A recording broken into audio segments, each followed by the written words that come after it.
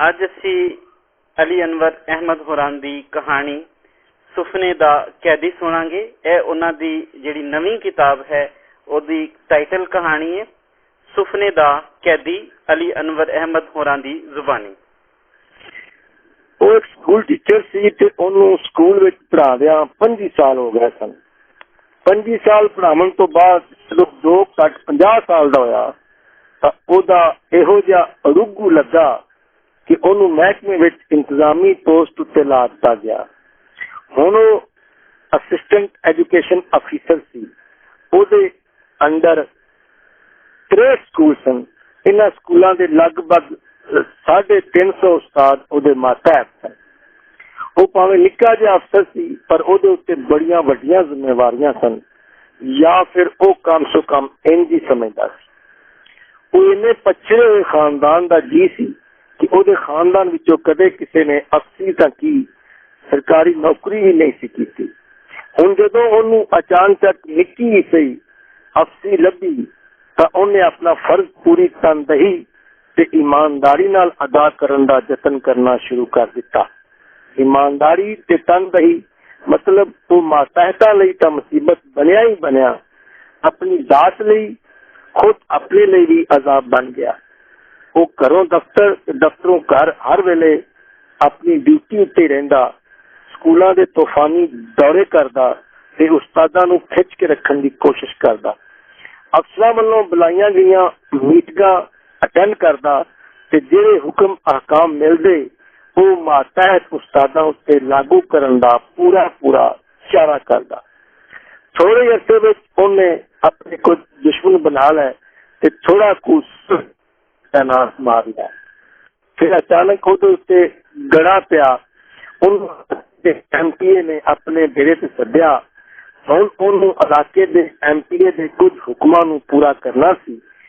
ਉਹ ਹੁਕਮ ਇਹ ਸਨ ਕਿ ਉਹ ਅਚਾਨਕ ਛਾਪੇ ਮਾਰ ਕੇ ਭਾਵੇਂ ਜਿਵੇਂ ਮਰਜ਼ੀ ਕਰਕੇ ਆਪਣੇ ਮਰਕਜ਼ ਦੇ ਕੁਝ ਟੀਚਰਾਂ ਨੂੰ ਫੜੇ।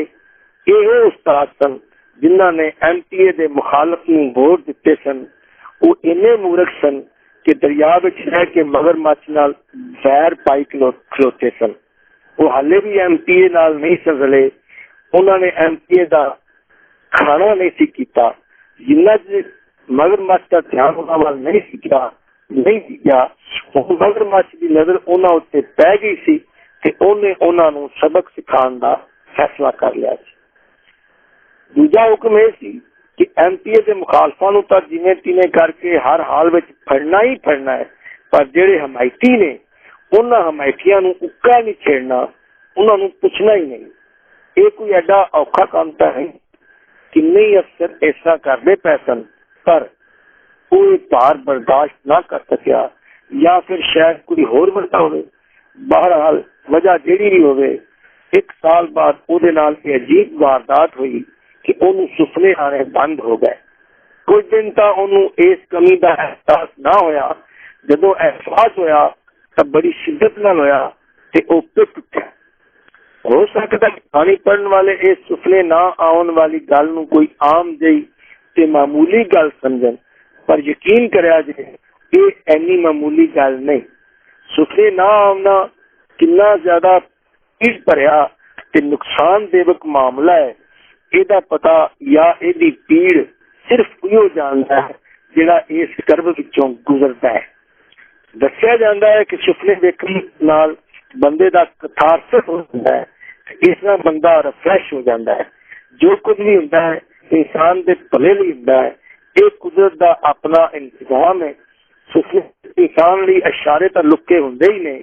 ਜਿਹੜੇ ਸੁਪਨੇ ਬੇਸਿਰ ਪੈਰ ਦੇ ਹੁੰਦੇ ਨੇ ਉਹ ਵੀ ਬੰਦੇ ਲਈ ਇਨਾਮ ਨੇ। ਜਿਹਨੂੰ ਸੁਪਨੇ ਨਹੀਂ ਆਉਂਦੇ, ਦਿਮਾਗੀ ਤੌਰ ਉੱਤੇ ਉਹਦਾ ਬੜਾ ਛੜਾਲ ਹੁੰਦਾ ਹੈ, ਜਿਵੇਂ ਕਿ ਉਹਦਾ ਵੀ ਹੋਇਆ। ਉਹ ਇੱਧਰ ਉੱਧਰ ਭੱਜਿਆ, ਪਹਿਲੋਂ ਹਕੀਮਾਂ ਫਿਰ ਡਾਕਟਰਾਂ ਕੋਲ ਗਿਆ, ਪਰ ਉਹਦੀ ਇਸ ਬਿਮਾਰੀ ਦਾ ਇਲਾਜ ਉਹਨਾਂ ਕੋਲ ਕੋਈ ਨਹੀਂ ਸੀ। ਉਹ ਨੀਂਦਰ ਲਿਆਉਣ ਲਈ ਦਵਾਈ ਤੱਕ ਦੇ ਸਕਦੇ ਸਨ, ਪਰ ਸੁੱਤੇ ਹੋਏ ਬੰਦੇ ਨੂੰ ਸੁਪਨੇ ਵੀ ਆਵਣ ਇਹ ਉਹਨਾਂ ਦੇ ਸਮਝੋਂ ਬਾਹਰ ਸੀ। ਫਿਰ ਉਹ ਤਵੀਤ ਧਾਗਾ ਦੇਣ ਵਾਲੇ ਪੀਰਾਂ ਫਕੀਰਾਂ ਦੀ ਚੌਖਟ ਉੱਤੇ ਗਿਆ। ਉਹ ਥੋੜਾ ਜਿਹਾ ਹੈਰਾਨ ਹੋਏ। ਉਹਨਾਂ ਕੋਲ ਇਸ ਤਰ੍ਹਾਂ ਦਾ ਮਰੀਜ਼ ਪਹਿਲੀ ਵਾਰ ਆਇਆ ਸੀ ਇਸ ਤੋਂ ਪਹਿਲਾਂ ਭਾਵੇਂ ਉਹਨਾਂ ਇਸ ਤਰ੍ਹਾਂ ਦੇ ਮਰੀਜ਼ ਨੂੰ ਸਵੀਟ ਨਹੀਂ ਸੀ ਦਿੱਤਾ, ਫਿਰ ਵੀ ਉਹਨਾਂ ਉਹਨੂੰ ਇਹ ਗੱਲ ਨਹੀਂ ਦੱਸੀ ਤੇਰਾ ਕੰਮ ਹੋ ਜਾਏਗਾ ਬੱਚਾ। ਆਸ ਤੇ ਉਹਨਾਂ ਆਪਣਾ ਨਜ਼ਰਾਨਾ ਜਾਂ ਹਦੀਆ ਜੋ ਵੀ ਹੁੰਦਾ ਹੈ ਵਸੂਲ ਕਰ ਲਿਆ। ਸ਼ਾਇਦ ਉਹ ਝੂਠੇ ਤੇ ਜਾਲੀ ਪੀਰ ਸਨ। ਕਿਸੇ ਦੇ ਵੀ ਦਮ ਦਰੂਦ ਜਾਂ ਤਵੀਤ ਧਾਗੇ ਨੇ ਉਹਦੇ ਸੁਪਨੇ ਵਾਪਸ ਨਹੀਂ ਮੋੜੇ। ਪੂਰੇ 6 ਮਹੀਨੇ ਮਤਲਬ ਲਗਭਗ 180 ਦਿਨ ਤੇ ਰਾਤਾਂ ਉਹ ਸੁਪਨੇ ਵੇਖਣ ਲਈ ਤਰਸਦਾ ਰਿਹਾ। ਸੁਪਨੇ ਨਾ ਵੇਖਣ ਪਰ ਉਹ ਜਿਹੜੀ ਅਜੀਬ ਜਿਹੀ ਬੇਸੁਣੀ ਖੁਦਖੁਦੀ ਪੀਲਾ ਤਾਂ ਨਾ ਹੋਇਆ ਪਰ ਉਹਦੀ ਸਿਹਤ ਪਹਿਲੇ ਵਾਲੀ ਵੀ ਨਾ ਆਈ। ਉਹਦੇ ਖੈਰ ਖਾਂ ਉਹਨੂੰ ਸਮਝਾਇਆ ਕਿ ਉਹ ਇਸ ਗੱਲ ਨੂੰ ਖਾਮਖਾ ਇਸ਼ੂ ਨਾ ਬਣਾਵੇ ਤੇ ਆਪਣੀ ਸਿਹਤ ਬਰਬਾਦ ਨਾ ਕਰੇ। ਜੇਕਰ ਉਹਨੂੰ ਸੁਪਨੇ ਨਹੀਂ ਆਉਂਦੇ ਤਾਂ ਨਾ ਆਵਣ। ਉਹਦਾ ਸੁਪਨਿਆਂ ਬਾਝੋਂ ਕੀ ਤੁਰਿਆ ਪਿਆ ਹੈ? ਸੁਪਨੇ ਆਉਣ ਨਾਲ ਕਿਹੜੀ ਉਹਦੀ ਤਨਖਾਹ ਵੱਧ ਜਾਵੇਗੀ ਜਾਂ ਉਹਦੇ ਵਿੱਚ ਵਾਧਾ ਹੋ ਜਾਵੇਗਾ? ਸੁਪਨੇ ਨਾ ਆਉਣਾ ਕਿਹੜੀ ਕੋਈ ਐਡੀ ਵੱਡੀ ਬਿਮਾਰੀ ਹੈ? ਸਗੋਂ ਚੰਗਾ ਹੀ ਹੈ, ਉਹਦੀ ਨੀਂਦਰ ਖਰਾਬ ਨਹੀਂ ਹੁੰਦੀ। ਸੁਪਨੇ ਆਉਣ ਤਾਂ ਸਗੋਂ ਪਰੇਸ਼ਾਨੀ ਵਾਲੀ ਗੱਲ ਹੈ। ਸੁਪਨੇ ਨਾ ਆਉਣਾ ਤਾਂ ਇੱਕ ਗੱਲੋਂ ਚੰਗਾ ਹੀ ਹੈ। ਕਮ ਤੋਂ ਕਮ ਭੈੜੇ ਤੇ ਊਟ ਪਟਾਂਗ ਸੁਪਨੇ ਆਉਣ ਤੋਂ ਬਾਅਦ ਜਿਹੜੀਆਂ ਸੋਚਾਂ ਤੇ ਪਰੇਸ਼ਾਨੀਆਂ ਹੁੰਦੀਆਂ ਨੇ, ਨੀਂਦਰ ਉੱਡ ਜਾਂਦੀ ਹੈ, ਉਹਨਾਂ ਤੋਂ ਤਾਂ ਬੇਫਿਕਰੀ ਹੋ ਗਈ ਹੈ। ਇਹ ਗੱਲਾਂ ਉਹਨੂੰ ਪੂਰਾ ਚੰਗੀਆਂ ਨਾ ਲੱਗੀਆਂ। ਨਸੀਹਤਾਂ ਕਰਨ ਵਾਲੇ ਆਪ ਤਾਂ ਰਾਜ ਸੁਪਨੇ ਦੇਖਦੇ ਪਏ ਨੇ ਤੇ ਉਹਨੂੰ ਆਖਦੇ ਨੇ ਸੁਪਨੇ ਨਾ ਵੇਖਣਾ ਕੋਈ ਮਸਲਾ ਹੀ ਨਹੀਂ ਹੈ। ਚੁੱਪ ਚਪੀਤੇ ਆਮ ਮੁਹਾਰੇ ਉਹਦੇ ਹੰਝੂ ਵਗਣ ਲੱਗ ਪੈਂਦੇ। ਸੁਪਨੇ ਵੇਖਣ ਵਾਲੀ ਸੱਦਰ ਉਹਦੇ ਅੰਦਰ ਕਦੇ ਵੀ ਨਾ ਮੋਈ। ਆਖਰ 180 ਰਾਤਾਂ ਤੇ 180 ਦਿਨਾਂ ਪਿੱਛੋਂ ਇਹ ਹੋਇਆ ਕਿ ਜਿਹੜੇ ਸੁਪਨੇ ਆਣੇ ਆਪੇ ਹੀ ਬੰਦ ਹੋ ਗਏ ਹੋਏ ਸਨ, ਆਪੇ ਹੀ ਖੁੱਲ ਗਏ। ਮਤਲਬ ਉਹਨੂੰ ਸੁਪਨੇ ਆਣੇ ਸ਼ੁਰੂ ਹੋ ਗਏ। ਉਹਨੂੰ ਇਸ ਤਰ੍ਹਾਂ ਸੁਪਨੇ ਆਉਂਦੇ ਕਿ ਕੋਈ ਰਾਤ ਵੀ ਖਾਲੀ ਨਾ ਜਾਂਦੀ। ਸੁਪਨਿਆਂ ਵਾਲਾ ਤਾਂ ਜਿਵੇਂ ਪੁਰਲ ਛੁੱਟ ਪਿਆ। ਸ਼ਾਇਦ 6 ਮਹੀਨਿਆਂ ਦੀ ਕਸਰ ਪੂਰੀ ਕਰਨ ਲਈ ਇੰਨੇ ਜ਼ਿਆਦਾ ਸੁਪਨੇ ਆਉਣ ਲੱਗ ਪਏ ਸਨ। ਪਰ ਉਹ ਹੁਣ ਵੀ ਪਰੇਸ਼ਾਨ ਹੀ ਸੀ। ਵਜ੍ਹਾ ਇਹ ਕਿ ਉਹਨੂੰ ਸੁਪਨੇ ਤਾਂ ਕਰੀਬ ਹਰ ਰਾਤ ਆਉਂਦੇ ਤੇ ਇੱਕ ਦੋ ਨਹੀਂ, ਕਦੇ ਕਦੇ ਇੱਕ ਰਾਤ ਵਿੱਚ ਹੇਠ ਉੱਤੇ 3-4 ਸੁਪਨੇ ਵੀ ਆ ਜਾਂਦੇ। ਜੇ ਕਦੇ ਉਹਦੀ ਦਿਨ ਨੂੰ ਅੱਖ ਲੱਗਦੀ ਤਾਂ ਦਿਨੇ ਵੀ ਇੱਕ ਦਾ ਸੁਪਨਾ ਆ ਜਾਂਦਾ। ਪਰੇਸ਼ਾਨੀ ਤੇ ਹੈਰਾਨੀ ਦੀ ਗੱਲ ਇਹ ਸੀ ਕਿ ਅੱਖ ਖੁੱਲਦਿਆਂ ਨਾਲ ਸਾਰੇ ਸੁਪਨੇ ਛਾਈ ਮਾਈ ਹੋ ਜਾਂਦੇ। ਉਹਨੂੰ ਕੋਈ ਇੱਕ ਵੀ ਯਾਦ ਨਾ ਰਹਿੰਦਾ। ਇੰਝ ਜਿਵੇਂ ਕੋਈ ਜ਼ੇਨ ਦੀ ਸਲੇਟ ਉੱਤੇ ਪਾਣੀ ਦੀ ਭਿੱਜੀ ਗਿੱਲੀ ਸੂਫ ਦੀ ਟਾਕੀ ਮਾਰ ਦੇਵੇ ਜਾਂ ਬਲੈਕ ਬੋਰਡ ਉੱਤੇ ਲਿਖਦਿਆਂ ਨਾਲ ਦਸਤਰ ਫੇਰ ਕੇ ਹਰ ਲਫ਼ਜ਼ ਮਿਟਾ ਦੇਵੇ। 1 ਮਿੰਟ ਪਹਿਲਾਂ ਸਭ ਕੁਝ ਸੀ ਤੇ ਅਗਲੇ ਹੀ ਪਲ ਕੁਝ ਵੀ ਨਹੀਂ। ਇਹ ਸੂਰਤ ਹਾਲ ਪਹਿਲੇ ਵਾਲੀ ਹਾਲਤ ਮਤਲਬ ਸੁਪਨੇ ਨਾ ਆਉਣ ਵਾਲੀ ਹਾਲਤ ਤੋਂ ਵੀ ਬਦਤਰ ਹੀ ਸਮਝੋ। ਉਹ ਤਾਂ ਇੱਕ ਗਮ ਸੀ, ਇੱਕ ਦੁੱਖ ਸੀ ਤੇ ਇੱਕ ਪੀੜ ਸੀ ਕਿ ਉਹ ਸੁਪਨਾ ਆਉਂਦਾ ਹੀ ਨਹੀਂ ਸੀ। ਹੁਣ ਦੋਹਰਾ ਆਜ਼ਾਦ ਸੀ ਤੇ ਸੁਪਨਾ ਤਾਂ ਆਉਂਦਾ ਸੀ ਪਰ ਫੌਰਨ ਹੀ ਭੁੱਲ ਜਾਂਦਾ ਸੀ। ਉਹਨੇ ਆਪਣੀ ਯਾਦਾਸ਼ਤ ਬਿਹਤਰ ਕਰਨ ਲਈ ਹਰ ਉਹ ਹਰਬਾ ਅਜ਼ਮਾਇਆ ਜਿਹੜਾ ਅਜ਼ਮਾਇਆ ਜਾ ਸਕਦਾ ਸੀ। ਉਹਨੇ ਹਕੀਮਾਂ ਤੇ ਡਾਕਟਰਾਂ ਦੇ ਯਾਦਾਸ਼ਤ ਵਧਾਉਣ ਲਈ ਦੱਸੇ ਹੋਏ ਸਾਰੇ ਨੁਸਖੇ ਵਰਤੇ। ਉਹਨੂੰ ਆਮ ਜ਼ਿੰਦਗੀ ਵਿੱਚ ਫਾਇਦਾ ਵੀ ਹੋਇਆ ਪਰ ਸੁਪਨਿਆਂ ਬਾਰੇ ਉਹਦੀ ਯਾਦਾਸ਼ਤ ਸਿਫਰ ਹੀ ਰਹੀ।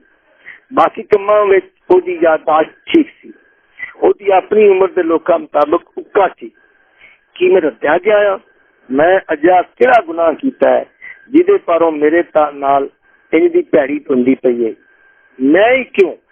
ਉਹਨੂੰ ਗੁੱਸਾ ਆ ਜਾਂਦਾ। ਉਹ ਕੁਫਰ ਦੇ ਨੇੜੇ ਪਹੁੰਚ ਜਾਂਦਾ। ਕੁਝ ਚਿਰ ਉਹ ਇਸ ਅਜ਼ਾਬ ਵਿੱਚੋਂ ਗੁਜ਼ਰਦਾ ਰਿਹਾ। ਆਖਰ ਉਹਦੇ ਜ਼ਿਹਨ ਵਿੱਚ ਇੱਕ ਗੱਲ ਆਈ, ਸ਼ਾਇਦ ਇਸ ਤਰ੍ਹਾਂ ਮੈਨੂੰ ਕੋਈ ਫਾਇਦਾ ਹੋ ਜਾਵੇ। ਉਹਨੇ ਸੋਚਿਆ। ਉਹਨੇ ਆਪਣੇ ਬੀਵੀ ਬੱਚਿਆਂ, ਸੱਜਣਾ ਬੇਲੀਆਂ, ਮਾਤਹਿਤਾਂ, ਇੱਥੋਂ ਤੀਕ ਕਿ ਆਮ ਮਿਲਣ ਗਿਲਣ ਵਾਲਿਆਂ ਕੋਲੋਂ ਉਹਨਾਂ ਦੇ ਵੇਖੇ ਹੋਏ ਸੁਪਨੇ ਸੁਣਨ ਲਈ ਮਿੰਨਤ ਤਰਲਾ ਕਰਨਾ ਸ਼ੁਰੂ ਕਰ ਦਿੱਤਾ। ਕਈ ਲੋਕ ਤਾਂ ਉੱਕਾ ਵੇਰ ਗਏ। ਸਾਡੇ ਸੁਪਨੇ ਸਾਡਾ ਖਾਸ ਜ਼ਾਤੀ ਮਾਮਲਾ ਹੈ। ਅਸੀਂ ਇਹ ਕਿਸੇ ਨੂੰ ਕਿਸ ਤਰ੍ਹਾਂ ਦੱਸ ਸਕਦੇ ਹਾਂ? ਉਹਨਾਂ ਇਹ ਹੀ ਸੋਚਿਆ ਹੋਵੇਗਾ। ਥੋੜੇ ਸਨ ਜਿੰਨਾ ਉਹਨੂੰ ਖੁਸ਼ ਕਰਨ ਲਈ ਜਾਂ ਫਿਰ ਆਪਣੇ ਕਿਸੇ ਮਫਾਦ ਲਈ ਉਹਨੂੰ ਆਪਣੇ ਸੁਪਨੇ ਸੁਣਾਏ ਪਰ ਉਹਨੂੰ ਕੋਈ ਐਡੀ ਚੱਸ ਨਾ ਆਈ। ਉਹਨੂੰ ਇੰਝ ਲੱਗਾ ਲੋਕੀ ਕੋਲੋਂ ਘੜ ਕੇ ਆਪੇ ਬਣਾਏ ਹੋਏ ਸੁਪਨੇ ਸੁਣਾਉਂਦੇ ਪਏ ਨੇ। ਜਾਲੀ ਤੇ ਫੇਕ ਸੁਪਨੇ ਉਹਦੇ ਲਈ ਬੇਫਾਇਦਾ ਹੀ ਰਹੇ। उस रात ਉਹਦਾ ਜਾਗਣ ਹੁੰਦਾ ਤੇ ਕੋਈ किताब पढ़न ਦਾ इरादा ਸੀ। ਉਹਨੇ ਸ਼ਾਮੀ ਕੁੱਕੜ ਦੀਆਂ 2 ਬੋਟੀਆਂ ਤੇ 1 ਲੱਤ ਖਾਧੀ। ਰੋਟੀ ਖਾਣ ਨੂੰ ਉਹਦਾ ਦਿਲ ਨਾ ਕੀਤਾ। ਫਿਰ ਐਵੇਂ ਨਾ ਮਾਤਰ ਚਿੱਟੇ ਚਾਵਲ ਵਿੱਚ ਰਜਵਾ ਦੁੱਧ ਥੋੜੀ ਜਿਹੀ ਖੰਡ ਪਾ ਕੇ ਖਾਧੇ। ਬਾਅਦ ਵਿੱਚ ਉਹਦੀ ਬੀਵੀ ਉਹਦੇ ਵਾਸਤੇ ਚਾਹ ਦਾ ਅੱਧਾ ਕੱਪ ਲੈ ਕੇ ਆਈ। ਅੱਧੇ ਕੱਪ ਵਿੱਚੋਂ ਉਹਨੇ ਅੱਧੀ ਚਾਹ ਪੀਤੀ ਤੇ ਕਿਤਾਬ ਫੜ ਕੇ ਵਾਵਾ ਫੁੱਲੇ ਹੋਏ ਸਿਰਹਾਣੇ ਨਾਲ ਢੋ ਲਾਈ ਤੇ ਬਹਿ ਗਿਆ। ਹਾਂ, ਸੱਚ ਇੱਥੇ ਆਇਆ। ਅੱਧੀ ਚਾਹ ਉਹਨੇ ਆਪਣੀ ਬੀਵੀ ਨੂੰ ਦੇ ਦਿੱਤੀ। ਜੇ ਉਹਦਾ ਖਿਆਲ ਸੀ ਉਹ ਉਹਦੀ ਝੂਠੀ ਚਾਹ ਪੀ ਲਵੇਗੀ ਤਾਂ ਇਹ ਉਹਦੀ ਭੁੱਲ ਸੀ। ਇੱਕ ਦੂਜੇ ਦੀਆਂ ਝੂਠੀਆਂ ਚੀਜ਼ਾਂ ਖਾਵਣ ਪੀਵਣ ਦੇ ਦਿਨ ਕਦੋਂ ਦੇ ਲੱਦ ਗਏ ਸਨ। ਉਹਦੀ ਬੀਵੀ ਨੇ ਉਹ ਚਾਹ ਰੋੜ ਦਿੱਤੀ। ਉਹ ਚਾਹ ਰੋੜ ਦਿੱਤੀ। ਉਹ ਮਸੇ 1-1.5 ਸਵਾ ਪੜ ਸਕਿਆ। ਉਹਨੂੰ ਨੀਂਦਰ ਆਈ ਤੇ ਇੰਝ ਟੁੱਟ ਕੇ ਆਈ ਜਿਵੇਂ ਭਰਵੀਂ ਸੁਹਾਗ ਰਾਤ ਮਨਾਉਣ ਵਾਲੇ ਜੋੜੇ ਨੂੰ ਆਉਂਦੀ ਏ। ਉਸ ਰਾਤ ਉਹਨੇ ਇੱਕ ਸੁਪਨਾ ਵੇਖਿਆ। ਉਹਨੇ ਵੇਖਿਆ ਉਹਨਾਂ ਦੀ ਗੁਆਂਢਣ ਉਹਨਾਂ ਘਰ ਆਈ ਏ। ਉਹ ਸਾਰੇ ਜੀ ਸੁੱਤੇ ਪਏ ਨੇ। ਉਹ ਉਹਦੀ ਮੰਜੀ ਦੇ ਨਾਲ ਦੀ ਮੰਜੀ ਉੱਤੇ ਸੁੱਤੀ ਉਹਦੀ ਜਵਾਨ ਧੀ ਕੋਲ ਆ ਕੇ ਬਹਿ ਜਾਂਦੀ ਏ। ਖਾਬ ਵਿੱਚ ਉਹਦੀ ਮੰਜੀ ਵਿਚਕਾਰ ਏ। ਸੱਜੇ ਪਾਸੇ ਉਹਦੀ ਬੀਵੀ ਸੁੱਤੀ ਪਈ ਏ ਤੇ ਖੱਬੇ ਪਾਸੇ ਉਹਦੀ ਜਵਾਨ ਧੀ, ਜਦਕਿ ਅਸਲ ਵਿੱਚ ਉਹਦੀ ਧੀ ਦਾ ਕਮਰਾ ਵੱਖਰਾ ਹੈ। ਜਦੋਂ ਗੁਆਂਢਣ ਉਹਦੀ ਧੀ ਕੋਲ ਸੌਣ ਲੱਗਦੀ ਏ ਤਾਂ ਉਹਦੀ ਧੀ ਦੀ ਅੱਖ ਖੁੱਲ ਜਾਂਦੀ ਏ। ਉਹ ਨੌਜਵਾਨ ਜ਼ਨਾਨੀ ਉਹਦੀ ਧੀ ਦੇ ਜਾਗਣ ਦੀ ਬਿਲਕੁਲ ਪਰਵਾਹ ਨਹੀਂ ਕਰਦੀ। ਉਹ ਆਪਣਾ ਹੱਥ ਉਹਦੇ ਵੱਲ ਵਧਾਉਂਦੀ ਏ ਤੇ ਉਹਦਾ ਹੱਥ ਫੜ ਲੈਂਦੀ ਏ। ਫਿਰ ਉਹ ਉਹਦੀ ਧੀ ਦੀਆਂ ਅੱਖਾਂ ਸਾਹਮਣੇ ਹੀ ਆਪਣਾ ਮੂੰਹ, ਉਹ ਘਬਰਾ ਜਾਂਦਾ ਹੈ। ਇੱਕ ਤਾਂ ਆਪਣੀ ਧੀ ਭਰੋਂ, ਦੂਜਾ ਉਹਨੂੰ ਪਤਾ ਹੈ ਉਹ ਜ਼ਨਾਨੀ ਦਾ ਖਾਵਨ ਭਾਵੇਂ ਆਪਣੇ ਕੰਮ ਕਾਰ ਲਈ ਘਰੋਂ ਬਾਹਰ ਰਹਿੰਦਾ ਹੈ, 10-15 ਦਿਨਾਂ ਪਿੱਛੋਂ ਆਪਣੇ ਘਰੀ ਗੇੜਾ ਲਾਉਂਦਾ ਹੈ ਤੇ ਉਹਨੇ ਉਹਨੂੰ ਅੱਜ ਦਿਨੇ ਵੇਖਿਆ ਸੀ ਕਿ ਉਹ ਆਇਆ ਹੋਇਆ ਹੈ। ਉਹਨੇ ਗੁਆਂਢਣ ਨੂੰ ਵੀ ਵੇਖਿਆ ਸੀ ਕਿ ਉਹ ਬਰਸ਼ ਵੀ ਕਰਦੀ ਸੀ। ਉਹਨੇ ਸ਼ਾਇਦ ਹਲਕਾ ਜਿਹਾ ਮੇਕਅਪ ਵੀ ਕੀਤਾ ਸੀ ਜਾਂ ਸ਼ਾਇਦ ਨਾ ਕੀਤਾ ਹੋਵੇ ਕਿ ਉਹਨੂੰ ਉਂਝ ਬਗਾਨੀ ਤੇ ਨੌਜਵਾਨ ਜ਼ਨਾਨੀ ਸੋਹਣੀ ਲੱਗੀ ਹੋਵੇ। ਕੱਪੜੇ ਤਾਂ ਖੈਰ ਉਹਨੇ ਬਦਲਨੇ ਹੀ ਸਨ। ਮੈਲ ਤੇ ਕੋਹ ਦੇ ਮਾਰੇ ਕੱਪੜਿਆਂ ਵਿੱਚ ਤਾਂ ਨਹੀਂ ਸੀ ਰਹਿਣਾ। ਆਖਰ ਉਹਦਾ ਖਾਵਨ 15-20 ਦਿਨਾਂ ਪਿੱਛੋਂ ਆਇਆ ਸੀ। ਉਹ ਸਿਰਫ ਉਹਨੂੰ ਦੇਖਣ ਲਈ ਹੱਥ ਲਾ ਕੇ ਵਾਪਸ ਜਾਣ ਲਈ ਤਾਂ ਨਹੀਂ ਸੀ ਆਇਆ। ਜਦੋਂ ਗੁਆਂਢਣ ਆਪਣਾ ਮੂੰਹ ਉਹਦੇ ਨੇੜੇ ਲੈ ਕੇ ਆਈ ਤਾਂ ਬੜੀਆਂ ਸ਼ਰਮਾਕਲਾਂ ਤੇ ਕੁੰਡਲਾਂ ਮੁੰਡ ਕੱਢ ਕੇ ਰੱਖਣ ਵਾਲੀਆਂ ਮਰਦਾਂ ਦੇ ਖਾਬਾਂ ਵਿੱਚ ਜੋ ਕੁਝ ਕਰਦੀਆਂ ਨੇ, ਜੇ ਉਹ ਸਭ ਕੁਝ ਦੱਸ ਦਿੱਤਾ ਜਾਵੇ ਤਾਂ ਕਿਸੇ ਨੂੰ ਯਕੀਨ ਨਾ ਆਵੇ। ਹੁਣ ਪਤਾ ਨਹੀਂ ਇਹ ਸਿਰਫ ਮਰਦਾਂ ਦੇ ਜ਼ਿਹਨ ਦੀ ਕਾਰਸਤਾਨੀ ਹੁੰਦੀ ਹੈ ਜਾਂ ਇਹਦੇ ਵਿੱਚ ਉਹਨਾਂ ਔਰਤਾਂ ਦਾ ਆਪਣਾ ਵੀ ਅਮਲ ਦਖਲ ਹੁੰਦਾ ਹੈ। ਹੁਣ ਫਰਾਂਸ ਦੇ ਨਾਵਲਕਾਰ ਈਰਾ ਲੋਈ ਨੇ ਆਪਣੇ ਜਗ ਧੁੰਮੇ ਨਾਵਲ ਕਸਬੀ ਵਿੱਚ ਲਿਖਿਆ ਹੈ, ਜਦੋਂ ਜ਼ਰੀਨਾ ਦੇ ਆਸ਼ਿਕ ਡਿਮੀਟਰਸ ਨੇ ਖਾਬ ਵਿੱਚ ਜ਼ਰੀਨਾ ਨਾਲ ਉਹ ਕੁਝ ਕੀਤਾ ਤਾਂ ਉਹ ਸਿਰਫ ਡਿਮੀਟਰਸ ਦਾ ਖਾਬ ਸੀ। ਜ਼ਰੀਨਾ ਨੂੰ ਕੁਝ ਪਤਾ ਨਹੀਂ ਸੀ ਲੱਗਾ, ਪਰ ਈਰਾ ਲੋਈ ਕੋਈ ਹਰਫੇ ਆਖਰ ਨਹੀਂ ਹੈ। ਉਹ ਘਬਰਾ ਜਾਂਦਾ ਹੈ। ਗੁਆਂਢਣ ਦਾ ਸਹੁਰਾ ਵੀ ਘਰ ਹੈ, ਜਿਹੜਾ ਰਾਤ ਨੂੰ ਸੌਂਦਾ ਘੱਟ ਤੇ ਖਾਂਦਾ ਜ਼ਿਆਦਾ ਹੈ। ਉਹਦੀ ਸੱਸ ਵੀ ਕਿਧਰੇ ਵਾਂਢੇ ਨਹੀਂ ਗਈ ਹੋਈ, ਜਿਹੜੀ ਆਪਣੇ ਬੁੱਢੇ ਖਾਵਣ ਦੀ ਬਜਾਏ ਉਹਨੂੰ ਜ਼ਿਆਦਾ ਦੇਖਦੀ ਹੈ। ਉਹਦਾ ਨਿੱਕਾ ਬਾਲ ਵੀ ਹੈ, ਜਿਹੜਾ ਕਿਸੇ ਵੇਲੇ ਵੀ ਜਾਗ ਕੇ ਆਪਣੀ ਮਾਂ ਨੂੰ ਬੁਲਾਉਣ ਲੱਗ ਪੈਂਦਾ ਹੈ। ਮਾਂ ਨਾ ਦਿਸੇ ਤਾਂ ਉਹ ਰੋ ਰੋ ਕੇ ਅਸਮਾਨ ਸਿਰ ਉੱਤੇ ਚੁੱਕ ਲੈਂਦਾ ਹੈ। ਉਹਦਾ ਸਹੀ ਨਹੀਂ ਘਰ ਹੈ। ਉਹ ਸਿਰਫ ਇਕੱਲਾ ਤਾਂ ਸੌਣ ਨਹੀਂ ਆਇਆ ਨਾ, ਇੰਨਾ ਕਿਰਾਇਆ ਭਾੜਾ ਪੱਟ ਕੇ। ਇਹ ਜ਼ਨਾਨੀ ਨੂੰ ਮੈਂ ਅੱਜ ਹੀ ਚੇਤੇ ਆਉਣਾ ਸੀ। ਅੱਜ ਤਾਂ ਮਾਹੌਲ ਕਿਸੇ ਪਾਸਿਓਂ ਵੀ ਠੀਕ ਨਹੀਂ ਹੈ। ਉਹ ਇਹ ਸੋਚਦਾ ਹੈ ਕਿ ਘਬਰਾ ਜਾਂਦਾ ਹੈ। ਇਹਨਾਂ ਨੂੰ ਉਹ ਦੇਖਦਾ ਹੈ ਕਿ ਉਹਦੀ ਬੀਵੀ ਦੀ ਅੱਖ ਵੀ ਖੁੱਲ ਜਾਂਦੀ ਹੈ, ਪਰ ਗੁਆਂਢਣ ਰੱਤਾ ਭਰ ਵੀ ਪਰਵਾਹ ਨਹੀਂ ਕਰਦੀ। ਉਹ ਉਸੇ ਮੂਡ ਵਿੱਚ ਐਵੇਂ ਅੱਖ ਦੇ ਫੁਲਕਾਰੇ ਵਿੱਚ ਉਹ ਵੇਖਦਾ ਹੈ ਕਿ ਗੁਆਂਢਣ ਦੇ ਗਲ ਵਿੱਚ ਤਾਂ ਕਮੀਜ਼ ਵੀ ਕੋਈ ਨਹੀਂ ਹੈ।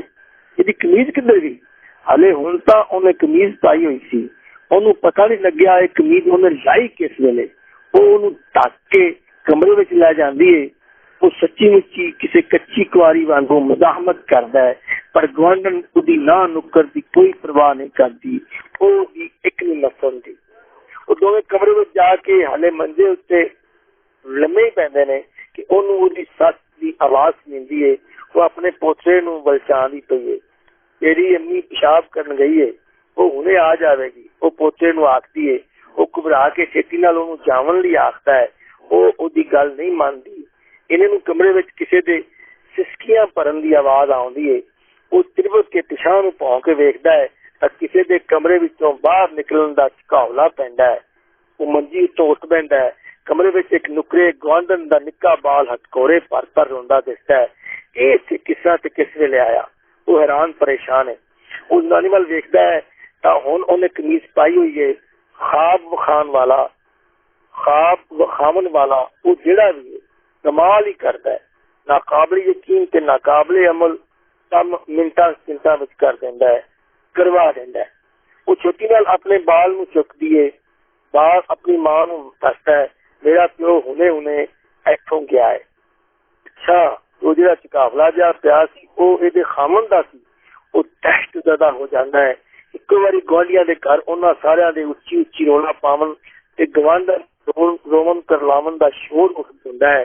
ਉਹਦੇ ਆਪਣੇ ਘਰ ਵਾਲੇ ਵੀ ਜਾਗੇ ਹੋਏ ਨੇ ਤੇ ਉਹਨੂੰ ਘੂਰ ਕੇ ਵੇਖਦੇ ਪਏ ਨੇ। ਉਹ ਆਪਣੇ ਘਰ ਵਾਲਿਆਂ ਨੂੰ ਆਪਣੀ ਸਫਾਈ ਦੇਣੀ ਚਾਹੁੰਦਾ ਹੈ ਕਿ ਉਹਨੂੰ ਨਹੀਂ ਸੀ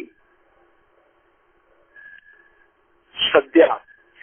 ਉਹਦਾ ਤਾਂ ਉਹਨੂੰ ਚਿੱਤਾ ਵੀ ਨਹੀਂ ਸੀ, ਉਹ ਆਪ ਨਹੀਂ ਸੀ। ਉਸ ਤੋਂ ਅੱਗੇ ਵੀ ਥੋੜਾ ਬਹੁਤਾ ਜੋ ਕੁਝ ਹੋਇਆ ਉਹਦੇ ਵਿੱਚ ਵੀ ਉਹਦੀ ਮਰਜ਼ੀ ਥੋੜੀ ਸੀ ਤੇ ਗੁਆਂਢਣ ਦਾ ਧੱਕਾ ਜ਼ਿਆਦਾ ਸੀ।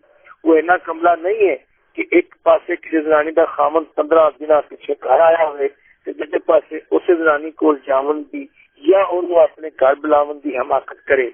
ਠੀਕ ਹੈ, ਉਹ ਬੜੇ ਕਮਲ ਛਾਂਦਾ ਹੈ ਪਰ ਉਹ ਇਹ ਕਮਲ ਨਹੀਂ ਮਾਰ ਸਕਦਾ। ਫਿਰ ਉਹ ਵੇਖਦਾ ਹੈ ਉਹਦਾ 3 ਸਾਲ ਪਹਿਲਾਂ ਹੋਇਆ ਪਿਓ ਜਿੰਦਾ ਸਹੀ ਸਲਾਮਤ ਉਹਦੇ ਸਾਹਮਣੇ ਖਲੋਤਾ ਹੈ। ਉਹ ख्वाब ਵਿਖਾਉਣ ਵਾਲੇ ਦੀ ਕਾਰਾਗਰੀ। ਪਿਓ ਦੀ ਹਾਲਤ ਦੀ ਇੰਨੀ ਮਾੜੀ ਨਹੀਂ ਤਾਂ ਇੰਨੀ ਚੰਗੀ ਵੀ ਨਹੀਂ। ਉਹ ਆਪਣੇ ਪਿਓ ਵੱਲ ਤੇ ਉਹਦਾ ਪਿਓ ਉਹਦੇ ਵੱਲ ਵੇਖਦਾ ਹੈ। ਪਿਓ ਦੀ ਨਜ਼ਰ ਪਤਾ ਨਹੀਂ ਕਿੰਨੇ ਸ਼ਿਕਵੇ ਸ਼ਿਕਾਇਤਾਂ ਨੇ। ਉਹ ਸ਼ਰਮਸਾਰੀ ਵਿੱਚ ਅੱਖਾਂ ਝੁਕਾ ਲੈਂਦਾ ਹੈ। ਉਹ ਦੋਵੇਂ ਆਪੋ ਵਿੱਚ ਕੋਈ ਗੱਲ ਨਹੀਂ ਕਰਦੇ। ਉਹਦਾ ਪਿਓ ਚੰਗਾ ਉਹਦੇ ਵੱਲ ਵੇਖਦਾ ਰਹਿੰਦਾ ਹੈ ਤੇ ਚੁੱਪਚਾਪ ਗੁਆਂਢੀਆਂ ਦੇ ਘਰ ਚਲਾ ਜਾਂਦਾ ਹੈ। ਉਹ ਉੱਥੇ ਖਲੋਤਾ ਹੈ ਜਿਵੇਂ ਗੱਡਿਆ ਗਿਆ ਹੋਵੇ। ਸਾਰੇ ਉਹਨੂੰ ਮਲਾਮਤ ਭਰੀਆਂ ਨਜ਼ਰਾਂ ਨਾਲ ਵੇਖਦੇ ਪਏ ਨੇ। ਫਿਰ ਇੱਕੋ ਵਾਰ ਸ਼ੋਰ ਉੱਠਦਾ ਹੈ। ਪਤਾ ਲੱਗਦਾ ਹੈ ਉਹਦੇ ਪਿਓ ਨੇ ਉਹਦੇ ਬੇਗੁਨਾਹ ਹੋਣ ਦੀ ਕਸਮ ਦੇ ਦਿੱਤੀ ਹੈ। ਪਿਓ ਦੇ ਕਸਮ ਦੇ ਦੇਵਨ ਦੇ ਬਾਵਜੂਦ ਗੁਆਂਢਣ ਦਾ ਖਾਮਨ ਉਹਦੀ ਬੇਗੁਨਾਹੀ ਤਸਲੀਮ ਨਹੀਂ ਕਰਦਾ। ਉਹ ਉਹਨੂੰ ਕਸਮ ਚੁੱਕਣ ਲਈ ਆਖਦਾ ਹੈ। ਉਹ ਕਸਮ ਦੇਣੀ ਚਾਹੁੰਦਾ ਹੈ। ਉਹ ਸਾਰੀ ਗੱਲ ਖੋਲ ਕੇ ਦੱਸਣੀ ਚਾਹੁੰਦਾ ਹੈ ਪਰ ਗੁਆਂਢਣ ਦੇ ਬੇਇੱਜ਼ਤ ਹੋਣ ਤੇ ਉਹਦੇ ਘਰ ਦੇ ਟੁੱਟਣ ਦੇ ਡਰ ਤੋਂ ਚੁੱਪ ਰਹਿੰਦਾ ਹੈ। ਉਹ ਨਹੀਂ ਚਾਹੁੰਦਾ ਕਿ ਉਹ ਇੰਨੀ ਭੰਗਤੀ ਜਾਵੇ ਕਿ ਕਿਸੇ ਨੂੰ ਮੂੰਹ ਵਿਖਾਵਣ ਜੋਗੀ ਨਾ ਰਹੇ। ਹਾਲੇ ਉਹ ਕਸ਼ਮਕਸ਼ ਵਿੱਚ ਸੀਏ ਕਿ ਉਹਦੀ ਅੱਖ ਖੁੱਲ ਜਾਂਦੀ ਹੈ। ਉਹ ਲੰਮਾ ਸਾਰਾ ਸਾਹ ਲੈਂਦਾ ਹੈ ਤੇ ਸ਼ੁਕਰ ਦਾ ਕਲਮਾ ਪੜਦਾ ਹੈ ਕਿ ਜੋ ਕੁਝ ਸੀ ਉਹ ਨਿਰਾ ਖਾਬ ਸੀ, ਹਕੀਕਤ ਨਹੀਂ ਸੀ। ਨਹੀਂ ਤਾਂ ਉਹ ਦੋਵੇਂ ਉਹ ਤੇ ਗੁਆਂਢਣ ਮਾਰੇ ਗਏ ਸਨ। ਕੀ ਉਹ ਇਸ ਸੁਪਨੇ ਨੂੰ ਹਕੀਕਤ ਵਿੱਚ ਬਦਲਣਾ ਚਾਹੁੰਦਾ ਹੈ? ਸਾਰੇ ਸੁਪਨੇ ਨੂੰ ਤਾਂ ਨਹੀਂ, ਸਿਰਫ ਉਹ ਸ਼ੀਸ਼ੇ ਨੂੰ ਜਿਹਦੇ ਵਿੱਚ ਉਹ ਬੇਬਾਕ ਜ਼ਨਾਨੀ ਉਹਦੇ ਕੋਲ ਸੀ। ਇਸ ਗੱਲ ਦਾ ਉਹਨੂੰ ਪਤਾ ਹੈ ਜਾਂ ਉਹਦਾ ਰੱਬ ਜਾਣਦਾ ਹੈ। ਸਾਡੇ ਕੋਲ ਜਿੰਨੀ ਗੱਲ ਹੈ ਅਸੀਂ ਉਹਦੇ ਵਿੱਚ ਨਾ ਰੱਤੀ ਵਾਧਾ ਕਰਨਾ ਹੈ ਤੇ ਨਾ ਘਾਟਾ। ਸਾਡੇ ਕੋਲ 2 ਗੱਲਾਂ ਨੇ। ਇੱਕ ਤਾਂ ਇਹ ਕਿ ਸਵੇਰੇ ਜਦੋਂ ਇਤਫਾਕਨ ਉਹਦੇ ਨਾਲ ਟਾਕਰਾ ਹੋਇਆ ਤਾਂ ਗੁਆਂਢਣ ਨੇ ਉਹਨੂੰ ਕਹਿਰ ਭਰੀਆਂ ਨਜ਼ਰਾਂ ਨਾਲ ਦੇਖਿਆ। ਇਹ ਇੰਨਾ ਵਾਧਿਆ ਸੀ ਕਿ ਉਹ ਇਹਨੂੰ ਆਪਣਾ ਵਹਿਮ ਨਹੀਂ ਕਹਿ ਸਕਦਾ। ਸਾਡੇ ਕੋਲ ਦੂਜੀ ਗੱਲ ਇਹ ਕਿ ਅੱਜ ਸਾਲ ਨੂੰ ਸਾਲ ਆ ਲੱਗਾ ਹੈ। ਉਹ ਜਿਹਨੂੰ ਕਦੇ ਕੋਈ ਸੁਪਨਾ ਚੇਤੇ ਹੀ ਨਹੀਂ ਸੀ ਰਹਿੰਦਾ ਉਹਨੂੰ ਇਹ ਸੁਪਨਾ ਭੁੱਲਦਾ ਹੀ ਨਹੀਂ ਪਿਆ। ਇਹ ਸੁਪਨਾ ਉਹਦੀਆਂ ਅੱਖਾਂ ਵਿੱਚ ਬੜਾ ਡੂੰਘਾ ਉਤਰ ਗਿਆ ਹੈ। ਉਹਦੇ ਦਿਮਾਗ ਵਿੱਚ ਕਿਸੇ ਕੰਨ ਖਜੂਰੇ ਵਾਂਗੂ ਆਪਣੀਆਂ ਲੱਤਾਂ ਗੱਡ ਕੇ ਬਹਿ ਗਿਆ ਹੈ। ਉਹਨੇ ਲੱਖ ਤਰਲੇ ਮਾਰੇ ਨੇ, ਪੀਰਾਂ ਫਕੀਰਾਂ ਕੋਲ ਗਿਆ ਹੈ, ਪਤਾ ਨਹੀਂ ਕਿੱਥੋਂ ਦਮ ਦਰੂਦ ਕਰਵਾਏ ਨੇ, ਤਵੀਤ ਧਾਗੇ ਵੀ ਲਏ ਨੇ, ਹਕੀਮਾਂ ਤੇ ਡਾਕਟਰਾਂ ਕੋਲ ਵੀ ਗਿਆ ਹੈ। ਇਹ ਸੁਪਨਾ ਨਹੀਂ ਭੁੱਲਦਾ ਪਿਆ।